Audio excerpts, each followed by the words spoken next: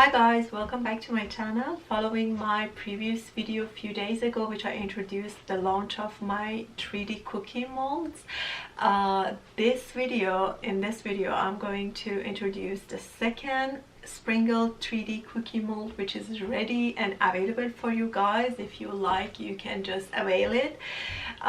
In this video I'm going to show you how to work with this mold and how beautiful your cookies are going to turn out, and how easily you can work with these molds, much easier than the wooden version. And basically by the stamping method you can make beautiful 3D cookie molds much faster than the wooden version. There were people that they were having this wooden cookie molds, the Sprinkle 3D wooden cookie molds, which they were complaining that, you know, the cookie dough is just sticking into it and it takes such a long time for each cookie to be prepared by these molds, because basically you have to put the molds inside the wooden version and then press it and make it proper so that it will come out, and you have to just basically use a lot of pressure to take out the mold, take out the cookie dough out of the molds. But in the version that the material that I used for the same thing,